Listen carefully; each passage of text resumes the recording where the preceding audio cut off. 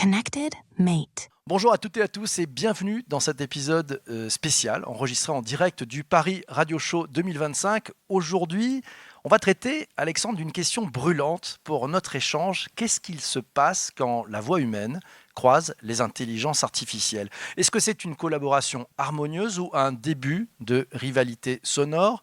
Les voix synthétiques remplaceront-elles un jour les voix humaines ? Et puis les professionnels de la profession, ils voient ça comment ? Ils ont la pétoche ou au contraire, ils disent même pas peur ? On leur posera la question puisqu'ils sont nombreux avec nous dans la grande salle du Paris Radio Show 2025. Dans un premier temps, on va leur demander leurs avis à ces IA et puis j'appellerai sur scène Patrick Cuban. Il est coprésident de United Voice Artists, j'espère que je l'ai bien dit en anglais, puis il est aussi membre fondateur de lesvoix.fr, l'association professionnelle des comédiens, artistes, interprètes de la voix enregistrée.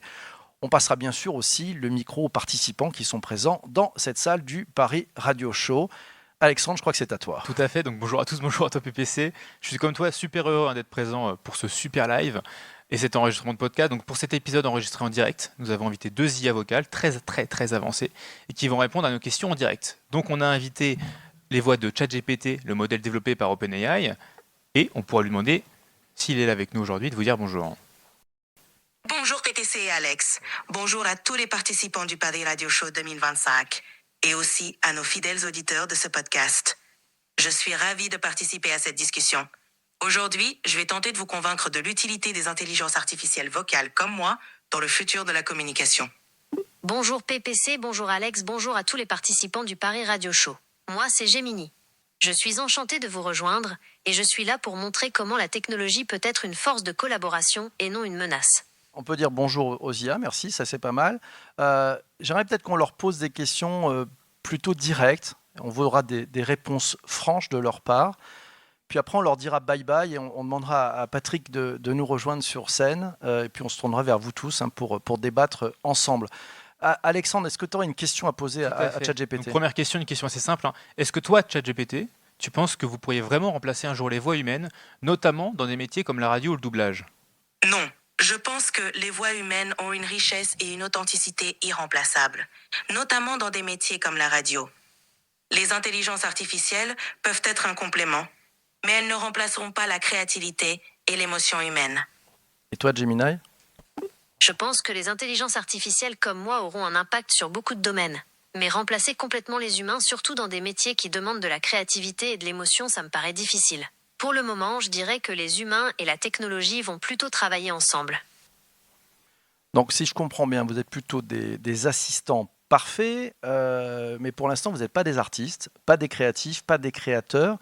Mais une fois qu'on a dit ça, j'aimerais qu'on aille regarder peut-être un peu plus ce qu'ils ont dans le ventre, ce qu'elles ont dans le ventre, Alex. Oui, bon, on va aller les titiller dans un premier temps pour savoir si elles arrivent à retransmettre des émotions. C'est quand même un grand sujet avec l'IA Gen. Vous le savez, beaucoup disent que les IA sont froides et mécaniques. On l'a d'ailleurs vu avec le vrai bad buzz sur la reprise de la voix de Feu, Alain Dorval. Alors, les IA, aujourd'hui, je voudrais vous mettre au défi.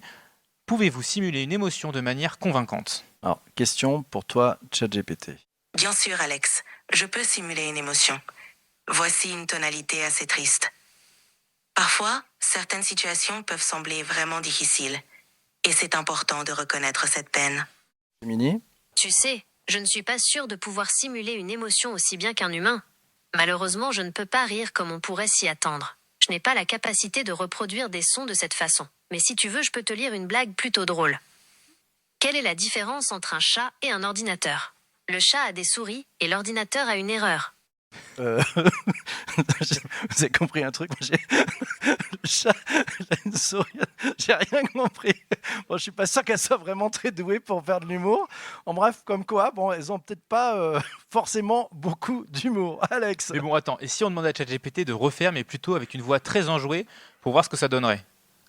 Et surtout, donc message pour toi, uniquement la ChatGPT, est-ce que tu peux nous redonner ta réponse, mais avec un ton beaucoup plus gai ? Bien sûr, Alex, je peux simuler une émotion. Voici une tonalité plus joyeuse. Parfois, certaines situations peuvent sembler vraiment difficiles, mais avec un peu de bonne humeur, tout devient plus léger. Ouais, pas trop mal, hein, je sais pas, on verra ce que vous en pensez. Bon, aujourd'hui, c'est vrai, quand on parle de ces voix, de cette intelligence artificielle, des voix humaines, il y a peut-être une vraie peur, hein, c'est de se dire finalement que les IA vocales soient utilisées pour manipuler peut-être, ou même désinformer. Qu'est-ce que vous pouvez, on va leur poser la question, nous offrir à ce sujet? Je te pose la question à toi, ChatGPT, à toi. C'est une inquiétude légitime. Pour éviter la manipulation et la désinformation, il est crucial de développer des IA avec transparence et éthique, en garantissant une supervision humaine et des mécanismes de vérification rigoureux.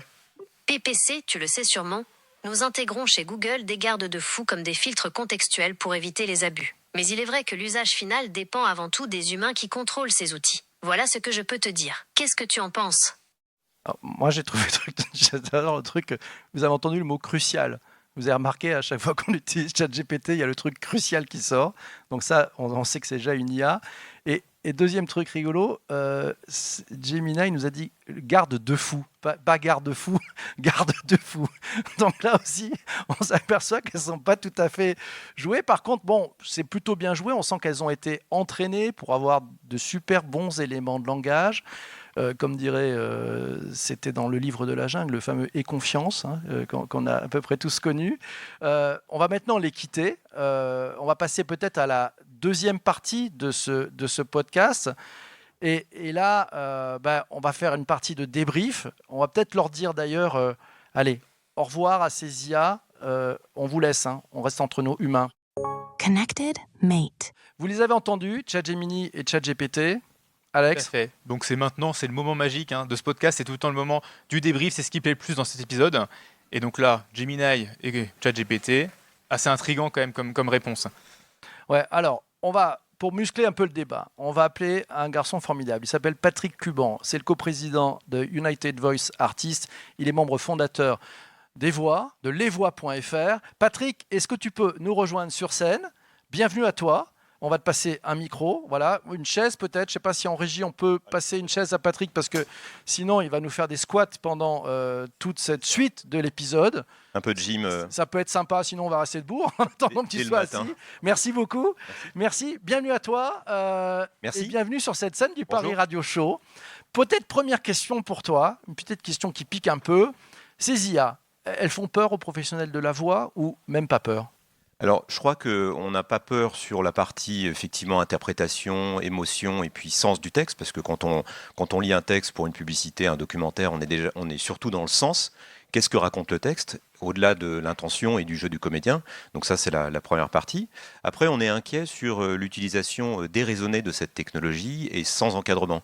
Puisqu'en fait, nous, on est un petit peu en alerte depuis 2 ans sur les problématiques de vol de voix. Et en fait, toutes ces plateformes, je dirais, de text-to-speech, là, on est effectivement sur des robots conversationnels, mais il y a toutes ces plateformes que vous avez entendues, comme Eleven Labs ou Respeecher ou autres, qui effectivement posent pas mal de problèmes sur, par exemple, les données d'entraînement. Donc ces machines, ces systèmes qui sont souvent installés en dehors de l'Union européenne, se sont entraînés sur des dizaines de milliers de voix. Alors, c'est pas moi qui l'invente, c'était sur le communiqué de presse d'Eleven Labs il y a 2 ans. Et donc, certainement que les voix des professionnels de la radio ont été utilisées par Eleven Labs pour entraîner ces modèles. Puisqu'en fait, pour que ces modèles puissent avoir un modèle mathématique fiable, il faut s'entraîner sur des dizaines de milliers de voix et des quantités de data absolument astronomiques. Voilà. Tout ça coûte très cher parce qu'il faut effectivement avoir des serveurs. Donc, il faut faire des levées de fonds. C'est ce qu'a fait Eleven Labs. L'année dernière, à New York, ils ont levé 80 millions de dollars. Donc, il y a des investisseurs qui croient en cette technologie. Et voilà. Moi, je n'y crois pas trop en termes de business model. Je ne vois pas trop l'intérêt de... une plateforme à $30 par mois, je ne comprends pas trop le... Bon, bref. Mais en tout cas, il y a un vol de données massif pour entraîner ces IA. Et il y a un problème de compatibilité. C'est-à-dire que les utilisateurs, les gens qui vont utiliser ces machines pour, par exemple, des publicités ou des programmes à la radio ou sur YouTube, peuvent s'exposer à des problématiques juridiques assez fortes. Voilà. Donc oui, on est inquiet pas tellement sur la partie artistique, parce que on ne remplacera pas l'émotion humaine. C'est-à-dire que si on pose la question à ChatGPT, est-ce que tu as déjà été amoureuse ou est-ce que tu as déjà perdu un proche dans un accident de voiture, elle sera impossible de répondre. Donc elle n'est pas incarnée, elle n'a pas d'existence en fait. Ces machines n'ont pas d'existence, il n'y a pas d'intelligence émotionnelle intrinsèque. Tu veux dire qu'elles ont beaucoup de mémoire mais pas de souvenirs en fait, c'est ça ? Oui, beaucoup de mémoire sur la mémoire globale de l'humanité, sur tout ce qu'elles ont récupéré, parce que quand on discute avec les professionnels des data, on sait que en fait, tous ces systèmes ont récupéré l'ensemble, l'intégralité des données Internet l'année dernière. Donc tout a été scrollé en fait. Voilà. De toute façon, il n'y a plus de data. Maintenant, ils ont tout bougé, ils ont tout fait, ils ont tout ingéré. Je Exactement, crois. ils ont tout ingéré parce qu'ils ont besoin d'énormément de corpus de data pour améliorer leur modèle. Voilà. Alors il peut y avoir des utilisations intéressantes de l'IA vocale, notamment. Là, je parlais de Charles Bietri dimanche soir sur TF1, où effectivement... Tu peux raconter pour celles et ceux qui n'ont pas vu Alors c'est un reportage sur je ne sais plus quelle émission, enfin c'était l'émission du dimanche soir, où Charles Bietri, qui est très malade, ne peut plus parler. Et donc les journalistes ont synthétisé sa voix lors d'une interview qu'il a réalisée il y a quelques années, et ils ont cloné en fait sa voix pour qu'il puisse répondre aux questions de journalistes. Donc là, je dirais, il y a un intérêt légitime de pouvoir utiliser le text-to-speech pour refaire parler des gens qui ont perdu leur voix. Donc ça, c'est intéressant. Avec le consentement, évidemment, de la personne qui est interviewée, toutes les autorisations. Là, il y a vraiment un intérêt. Le CNRS travaille sur ce genre de choses, par exemple, pour vraiment, au niveau médical, redonner une voix à des gens qui n'en ont plus. Donc là, il y a un intérêt vraiment intéressant.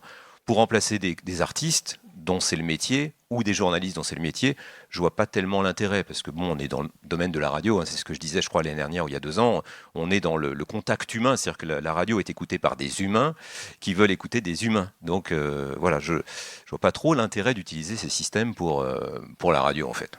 Avant de passer, si vous avez des questions dans la salle, n'hésitez pas à lever la main. On vous passera un micro. Hein, donc, vous êtes les bienvenus. Peut-être, je voudrais avoir ton point de vue. Qu'est-ce que tu as ressenti, puisqu'on va parler des émotions. Alex, tout à l'heure, nous parlait de ce doublage avec une voix synthétique d'Alain Dorval, de feu Alain Dorval. On pense fort à lui, on l'a toujours adoré. Qu'est-ce que tu as ressenti, toi, personnellement, quand tu as entendu ça ? Tu t'es dit scandale, tu t'es dit au secours, chouette. En fait, j'ai pas été tellement surpris, parce que c'est un petit peu ce qu'on pointe depuis 2 ans, c'est un peu le côté débridé, sans règles de cette nouvelle économie, où finalement le consentement des humains pour utiliser leur voix, c'est secondaire.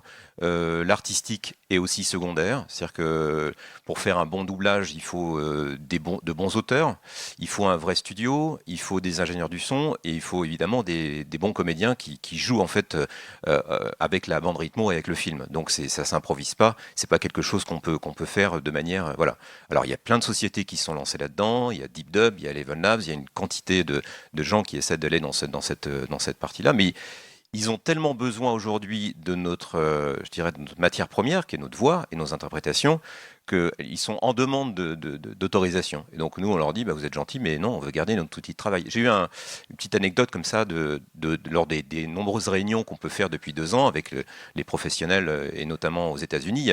Il y avait une dame qui était au bord d'une énorme boîte qui fait de la localisation, donc ils ont des studios dans le monde entier, et elle me dit, non mais ça vous embête pas d'enregistrer. On parlait du jeu vidéo, d'enregistrer tous ces trucs, parce que le jeu vidéo c'est long, hein, il y a beaucoup de sons enregistrés. Et elle me disait, parce que c'est fastidieux, pendant 3 heures vous enregistrez toutes les déclinaisons, tous les dialogues en fait des jeux vidéo. Et je lui dis, non mais en fait nous c'est notre kiff en fait. On adore passer 3 heures en studio pour enregistrer des phrases comme ça. C'est notre plaisir en fait. Il y a des professionnels de la radio. Voilà, je pense qu'il c'est ce que disait Romuald tout à l'heure. Il y a une affinité avec le micro, avec le son, et voilà, c'est un vrai choix. Donc elle est un peu tombée de sa chaise. Non, mais nous on veut enregistrer, même si c'est pas forcément passionnant, c'est du boulot. Et voilà. Ouais, donc le plaisir, ça s'entend, ça s'écoute. J'aimerais poser une question. On va le faire à la main levée. À la salle, est-ce que vous pensez que les professionnels de la radio, de l'audio, du podcast ont des raisons d'avoir peur? Si vous pensez qu'ils ont des raisons d'avoir peur, vous levez la main. On y va? Ouais. Ah, je sais pas, tu dirais quoi? 60%, 40%, 50%, 50%? Un petit 40, je dirais. Un petit 40% ont peur. Bon, la bonne nouvelle, alors les autres, pourquoi vous n'avez pas peur? Allez, micro, est-ce qu'on peut passer un micro dans la salle? Il y a quelqu'un qui a levé la main. C'est Michel, je crois, Michel. c'est ça? C'est Michel. Si on peut passer un micro, il y a un micro-main qui circule, je pense. On va y arriver. C'est un véritable exercice de cascadeur qu'on est en train de faire. Merci beaucoup. Michel, alors, est-ce qu'on peut brancher le micro de Michel? C'est du live, c'est du direct. Il y a un bouton rouge, normalement, c'est ça? On air. Voilà. Bonjour. Bonjour Bonjour Michel. à tous. Bonjour. Alors Michel. Alors, j'essaye d'aller un petit peu plus loin. J'ai beaucoup de compassion pour tout ce que vous vivez au niveau des artistes de doublage et tout ça. Mais si on se projette un petit peu, il est clair que dans pas longtemps, toutes les émotions, la qualité des voix IA seront au rendez-vous. J'ai pas beaucoup de doutes là-dessus. Mais c'est quoi la solution vraiment pour les comédiens ? Hier, on m'a raconté qu'une voix avait négocié avec Eleven Labs, avait vendu sa voix en gros à Eleven Labs, et que cette voix touche des royalties d'Eleven Labs. Je ne sais pas si c'est vrai, je n'ai pas vérifié cette information, mais ça pourrait quand même être pour les comédiens de doublage une sorte de diversification, d'avoir aussi sa voix qui peut être utilisée avec des royalties, tout en gardant votre métier, parce qu'on sait très bien que certaines mises en scène, certains documentaires, la pub et tout ça, va quand même nécessiter votre vraie voix humaine et votre interprétation. Donc, c'est quoi vraiment l'avenir ? Où est-ce qu'on peut aller en satisfaisant finalement tout le monde ? Patrick. Finalement, il y a effectivement, comme tu te dis, des demandes pour utiliser l'IA dans nos métiers, donc de manière assez large. Nous, notre position aujourd'hui, c'est de dire aux professionnels d'être très, très attentifs à quel type de plateforme vous allez utiliser. Et surtout par rapport au timing de mise en place de la réglementation européenne. Donc on a travaillé avec nos fédérations sur le RIA européen. Donc c'est le règlement de l'intelligence artificielle qui sera lancé à partir de août 2025 jusqu'à août 2026. Il y a une progression dans la mise en place et dans ce règlement européen, il y a plusieurs choses. Et il y a notamment la transparence, c'est-à-dire la transparence des outils qui vont être proposés, transparence dans les bases de données et aussi transparence dans les contrats qu'il y aura. Donc évidemment qu'on pense à des systèmes de licence pour certaines applications qui soient légitimes, en fait, qui soient intéressantes.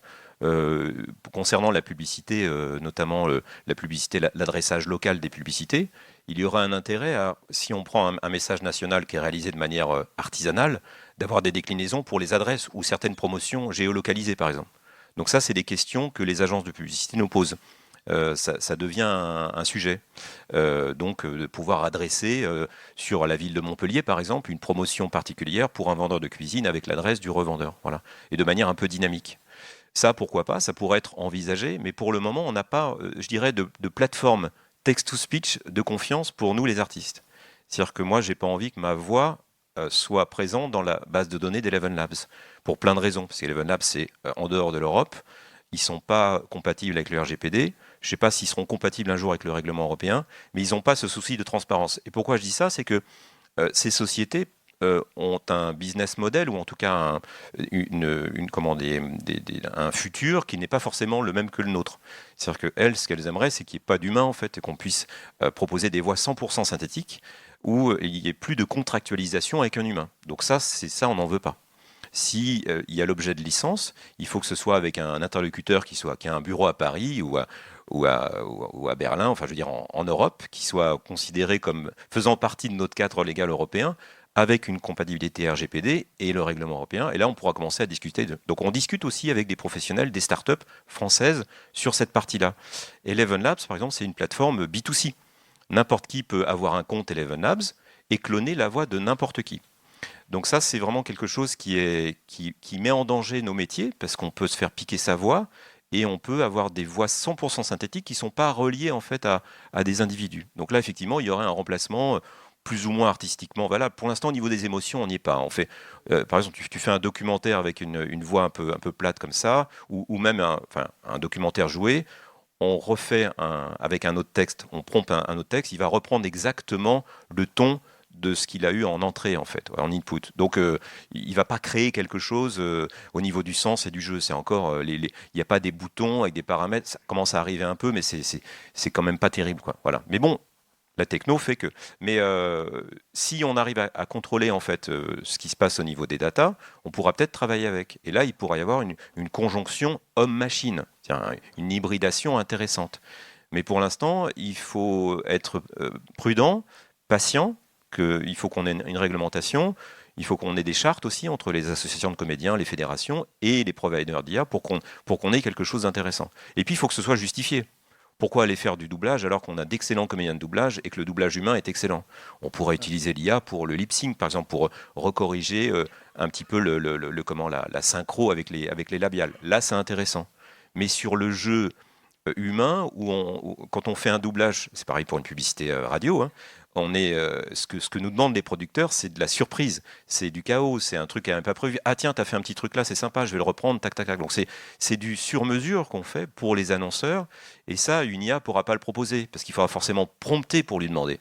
Nous, en 2 prises, on propose quelque chose qui est tout de suite qu'on peut balancer à l'antenne. On peut s'auto-stretcher quand on fait 27 et 4 images. Ah, tu peux m'enlever 8 images, j'ai besoin de rentrer dans le spot radio. Donc ça, on le fait naturellement.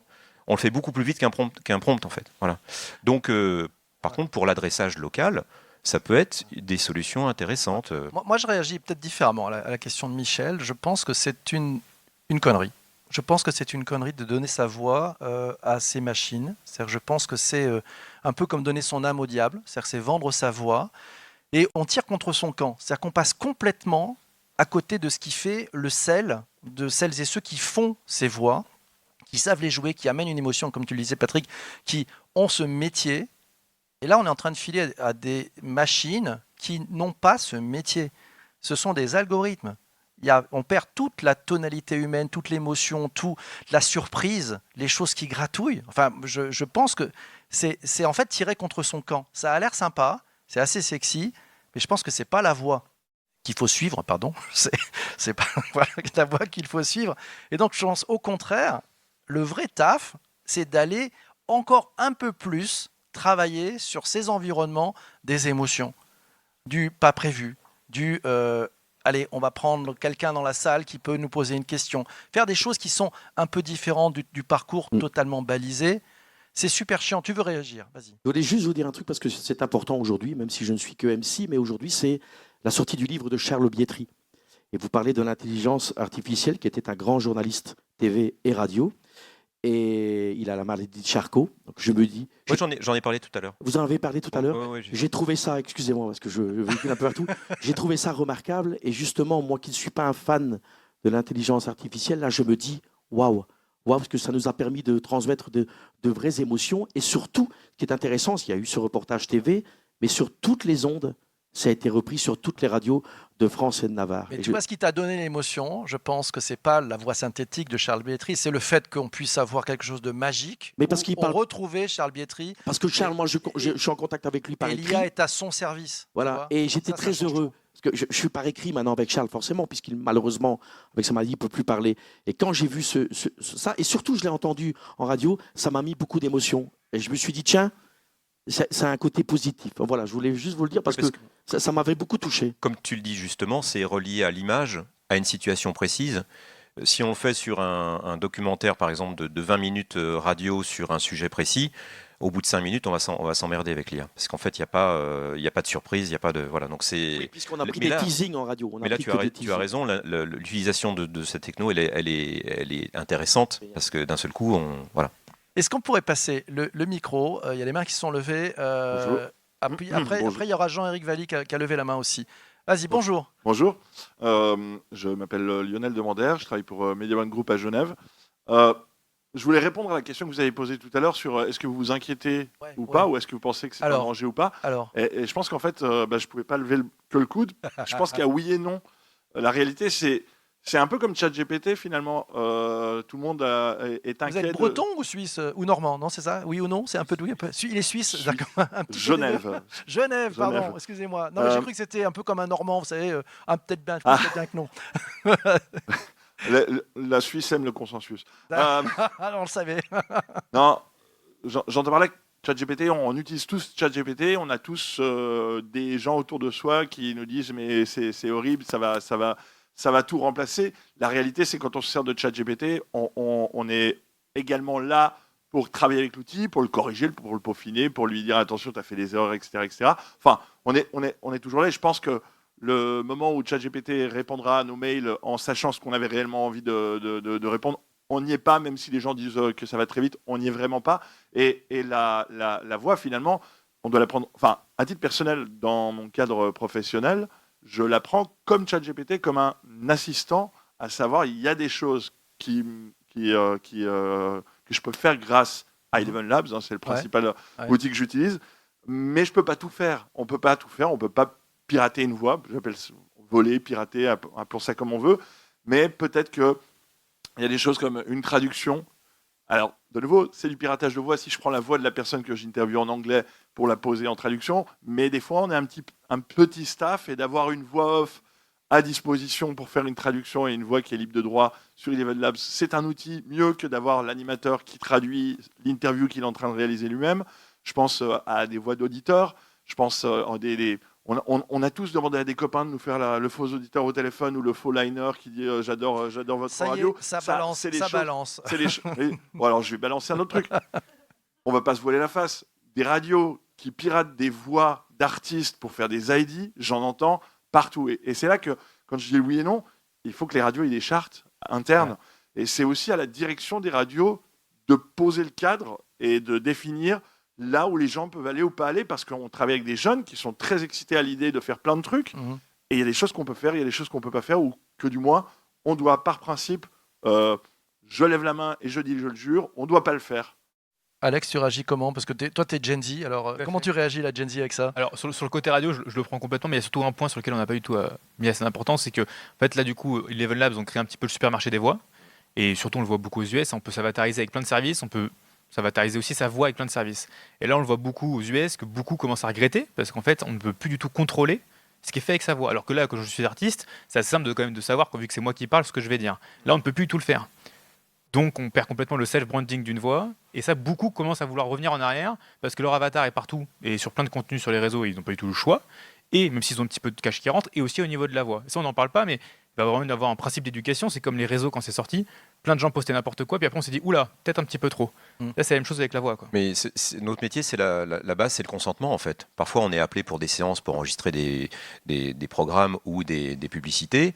98% du temps, on accepte si les conditions sont bonnes, mais parfois, on n'accepte pas parce que, en fait, le programme ne nous plaît pas ou la publicité ne nous plaît pas. Donc, il y a ça aussi. Il y a la réputation de la voix et puis je veux dire, son positionnement sur le marché, effectivement. Si on est partout avec des voix clonées, on n'existe plus, en fait, on disparaît. Donc, nous, c'est pas notre... Donc, comment rester distinctif? Exactement. Stéphane, tout à l'heure, a ouvert le champ sur la radio. Lionel. Je vois Pardon, Lionel. Mais c'est pas grave, c'est pas loin, ça se Lionel ressemble de fortement. Suisse, il y avait Stéphane de Bretagne ou de Normandie et Lionel de Suisse. J'ai vu dans la salle Jean-Éric Valli, qui est le patron des indépendants. Je ne sais pas si on pourrait lui passer le micro. Le micro, s'il vous plaît, sur scène. Ils font quoi, là? On aurait besoin de passer le micro, s'il vous plaît. Pardon, je n'avais pas vu, il n'y avait pas de lumière. On va te passer le micro juste après, si tu veux bien. Jean-Éric, comment tu réagis à ça? Toi, patron de radio avec tous les indépendants, ton point de vue?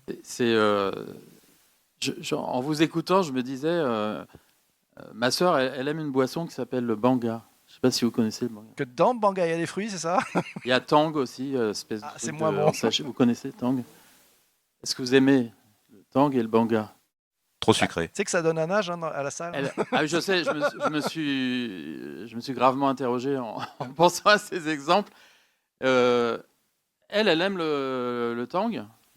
Et l'histoire des voix synthétiques, ça me fait penser à ça. Il faut qu'on fasse attention, là je parle en tant que radio, que notre public ne se mette pas à aimer, parce que nous-mêmes on les promotionnerait pour se faciliter la vie, se mettent à aimer des voix synthétiques, pas très émotionnelles, etc. Voilà, je pense qu'il faut qu'on fasse attention à ça. Et du coup, tout à l'heure, tu posais la question dans la salle qui a peur, etc. Alors, j'avais peur de lever la main, donc je n'ai pas levé la main, mais j'avais peur quand même. Qui a peur de lever la main quand on pose cette question?